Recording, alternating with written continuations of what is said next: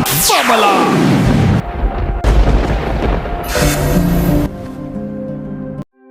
Sa video na ito, ay susuriin natin ang mga kasuklam-suklam o nakakamuhi na aral ng simbahang Iglesia ni Cristo. Ang salitang kasuklam-suklam ay isang salita na naglalarawan ng isang bagay na nakakadiri, nakamumuhi, o labis na hindi ka nais-nais. Ano po ba ang ugat ng lahat na pagnanais ng mga kaanib ng Iglesia ni Cristo upang mananatili sa loob at patuloy na umaasa sa kaligtasan sa pamamagitan ng simbahang ito? Napakamaraming bagay na kanilang pinagyayabang, tulad ng paniniwala na sila lamang umano ang maliligtas, at ang aral na isa sa pinaghawakan ng mga ministro sa bawat lokal na simbahan sa buong bansa, na pabalik-balik na ipinaririnig sa kanilang mga kaanib, ay ang salitang, anak, dahil ang salitang anak, ay may mahalaga na papel sa kanilang pangangaral, na siyang naghatid sa kanila upang lumago. Paano po ba nila ginamit ang salitang ito, kung bakit napakamaraming mahihina na Katoliko, ang nalinlang, at nananatiling umasa na makapunta sa kaharian ng Diyos, sa pamamagitan ng salitang, anak?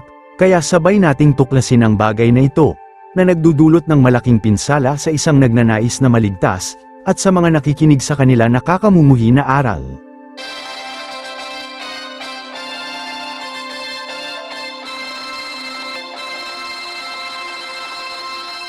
Hindi po Iglesia Katolika Apostolika Romana ang pangalang ikakikilala sa mga tunay na anak ng Panginoong Diyos. Harap-harapan na inaalipusta ng ministro na ito, na ang mga Katoliko ay umano'y hindi mga anak ng Diyos.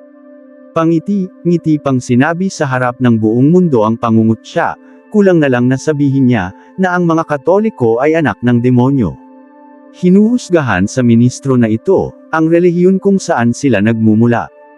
Ano po ba ang nangyari sa mga Katoliko na ito, na ngayon ay mga ministro na ng simbahang Iglesia ni Cristo? Na noon ay kasama natin sa pagdiriwang ng mga tradisyon at kultura ng Katoliko. Karamihan sa kanila ay nagmula sa mga angkan na noon ay mga deboto ng Iglesia Katolika. Lahat sila ay iniwan ang kanilang paniniwala, na walang pagsusuri, at biglang naging mayabang sa sarili. At madalas na nagsasabi ng mga salitang kasuklam-suklam, na parang sila na ang nagmamay-ari ng kaharian ng Diyos. Malakas maghusga sa kapwa, na umano'y hindi maliligtas ang mga makasalanan, lalo na ang mga Katoliko, na nasa labas ng simbahang Iglesia ni Cristo. Dahil sila lang daw ang anak ng Diyos. At may karapatan na magmamana ng kaligtasan. Ang mga ministro na ito, sa araw na sila ay bininyagan ng Iglesia ni Cristo, ay biglang nawala sa isip nila ang mga maraming bagay, na natutunan nila sa simbahang Katoliko. Nawawala na rin ang mga nakasanayan nilang paniniwala, na sinusunod mula sa kani-kanilang mga minunong Katoliko. At biglang naging parang mga karniro kung titingnan. Ngunit, napakatalas ng pananalita, na parang hindi mabubuhay kung hindi makapagyayabang. Bawat aral ng Iglesia ni Cristo, ay pinagyayabang ng mga ministro na ito, na may kasamang panglalait, partikular sa simbahang Iglesia Katolika. Pinagyayabang lalo na ang mga talata na may nakasulat na pangalang Iglesia ni Cristo. Ay paano po itinatawag ang pangalan ng Panginoong Hesus sa mga tunay na sumasampalataya sa kanyang pangalan? Ganito naman po, ang mababasa po nating nakatala sa Roma 16:16. Magbatian kayo ng banal na halik. Lahat ng Iglesia ni Cristo ay bumabati sa inyo. Mga kaibigan, ang pangalang Iglesia ni Cristo ang ikakikilala sa mga taong tunay na anak ng Diyos o sumampalataya sa pangalan ng Panginoong Jesucristo. Kaya, ang mga kaanib sa tunay na Iglesia ni Cristo ang binabanggit ng Biblia ng mga nagsisisampalataya sa pangalan ng Panginoong Jesucristo na kinikilala naman ng Panginoong Diyos na tunay niyang mga anak. Ang malaking tanong. Ang talata ba na Roma Kapitulo 16 versikulo 16, ay maaring gamitin upang patunayan na ang Iglesia ni Cristo ay ang mga tunay na anak ng Diyos? Suriin natin ang pahayag na ito ni Apostol Pablo para sa taga-Roma. Sa Roma Kapitulo 9 versikulo 5, sa parehong aklat, may nakasulat na ganito, sa kanila rin nagmula ang mga patriarka, at tungkol sa kanyang pagiging tao, si Kristo ay nagmula sa kanilang lahi. Ang kataas-taasang Diyos ay purihin magpakailanman. Amen. Ang Diyos na binanggit dito ay hindi ang Ama, dahil hindi naman po siya ang nagmula sa mga patriarka na lahi, kundi si Kristo na naging tao ayon sa talata. Ngayon, malinaw na ang sulat na ito ay pinadala ni Apostol Pablo sa taga-Roma, ay naglalaman ng pahayag na si Kristo ay ang kataas-taasang Diyos. Ibig sabihin na ang taga-Roma pala ng mga Kristiyano, ay naniniwala na si Kristo ay tunay na Diyos, ayon sa sulat ni Apostol Pablo. Kaya ang pangalawang tanong, paano naging tunay na mga anak ng Diyos ang mga iglesia ni Kristo sa Pilipinas? Samantalang ang iglesia sa Roma Kapitulo 16 versikulo 16, na kanilang pinagbabasihan, ay naniniwala naman pala na si Kristo ay tunay na Diyos, ayon sa parehong sulat ni Apostol Pablo. Malinaw na isa lamang pag-aangkin ang ginawa ng mga ministro ng iglesia ni Kristo, na umano'y sila lang ang tunay na mga anak ng Diyos. Pero, bakit maraming mga Katoliko ang nabighani sa kanilang pangangaral? Ang salitang sila lang ang tunay na anak ng Diyos, ay naging dahilan ng kanilang pananatili bilang kaanib ng simbahang iglesia ni Kristo. Sa bawat araw na maririnig ang salitang sila ang mga anak, ay nagagalak silang nakikinig at ramdam na agad nila na sila lang ang mga anak ng Diyos. Dahil sa aral nilang ito, ay naiiba na ngayon ang kanilang pagkilala sa kanilang sarili, na parang mga nilalang na nasa langit na. Makikita natin ang kanilang pang-aangkin sa mga maraming bagay, na dapat para lamang sa isang Kristiyano katulad sa taga-Roma, na naniniwalang si Kristo ay tunay na Diyos ayon kay Apostol Pablo. Kasuklam-suklam na pag-aangkin, sa mga maraming biyaya mula sa Diyos, na hindi sana para sa iglesia na tatag lamang sa Pilipinas.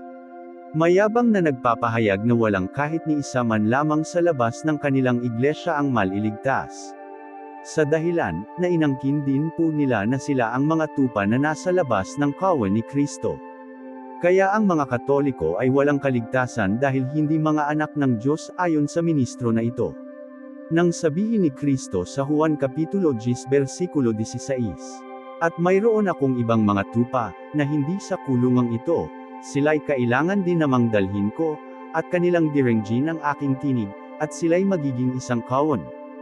Inangkin nila na sila ang mga tupa na nasa loob, at gayon din na sila umano ang mga tupa na nasa labas ng kawan, kaya sa pagkakaalam ng mga kaanib nila, malinaw na sila lang talaga ang mga anak ng Diyos. Sa tuwing sasabihin ng mga ministro nila na sila lang ang maliligtas, dahil sila lang ang matatawag na mga anak ng Diyos, ay parang nasa langit na umano sila. Dahil sa mga pangako na ito, ay tiyak ang kaharian ng Diyos ay pagmamay-ari na ng iglesia ni Kristo.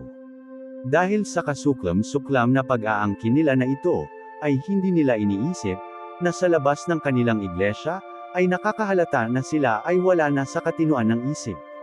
Sila ay naniniwala na dahil na sila ay nakapangalan sa iglesia ni Kristo, agad-agad na sila ay anak ng Diyos. Sa makatuwid, ang hinahabol lang pala ng mga kaanib sa relihiyon na ito ay ang pangalan na iglesia ni Kristo. Ibig sabihin kung hindi nakapangalan ang iyong simbahan kay Kristo, yan ay nangahulugang ikaw ay anak ng demonyo at hindi sa Diyos. Malinaw na isang kasuklam-suklam na pamamahayag ito ng mga ministro, kung saan ninakaw na nila ang karapatan ng Diyos, na pumili kung sino ang kanyang mga anak. Buong akala ng mga ministro na ang bawat salita ng Diyos sa loob ng Biblia, ay sa kanila lamang tinutukoy, at sila lamang ang may autoridad upang umangkin bilang mga anak ng Diyos. Ngunit ang tanong, mahalaga ba talaga na ang pangalan ng simbahan ay may Kristo na nakasulat? Isang paring Katoliko na si Juan Trinidad, na nagsasabi sa kanyang sulat, na hindi mahalaga kung ano ang pangalan ng simbahan, kundi ang mahalaga na kung ito ba ay nasa katotohanan. Yan ang prinsipyo ng isang teologong pag-iisip, na anong halaga ng pangalan kung ang simbahan na ito ay wala sa katotohanan. Unang-una, paano po ba tayo naging anak ng Diyos? Ayon sa Biblia, ang totoong mga anak ng Diyos ay hindi lahat ng tao, kundi yaon lamang mga sumasampalataya kay Heso Kristo, tumatanggap sa Kanya, at sumusunod sa Kanyang kalooban at mga utos. Bagamat nilalang ng Diyos ang lahat ng tao, ang kasalanan ang naghiwalay sa kanila mula sa Kanya at nagdulot ng pagkawalan ng karapatan na matawag na Kanyang mga anak. Dahil sa pagkasala, sila ay itinakwil bilang kanyang mga anak at naging mga kaaway sa kanyang paningin. Ito ang nakasulat sa aklat ng Deuteronomio Kapitulo 32 versikulo 5. Ito ang sinabi, siya ay Diyos na matapat, matuwid kanyang daan, at makatarungan. Ngunit ang ginagawa nila ay laban sa kanya. Sila ay hindi na niya anak. Malinaw na ang pagiging anak ng Diyos ay hindi sa pamamagitan ng paglagay ng pangalan ni Kristo sa simbahan, kundi sa pamamagitan ng relasyon at kaugnayan na banal.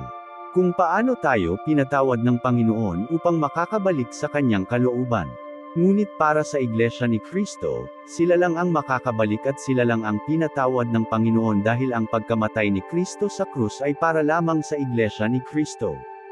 Kaya, isa itong kalapastangang pamamahayag, na malinaw na may dinadalang panglilinlang, dahil ang aral na ito ay hindi galing sa Biblia, kundi nagmula lamang sa isip ng mga ministro, na sinuswelduhan din lang ng pamahalaang Iglesia ni Kristo sa Pilipinas. Sana po kahit kunti may napulot tayong aral sa video na ito. Ito po si Kuya Tem, ang inyong lingkod sa pangalan ng Ama, ng Anak, at ng Espiritu Santo. Maraming salamat po sa inyong panunood.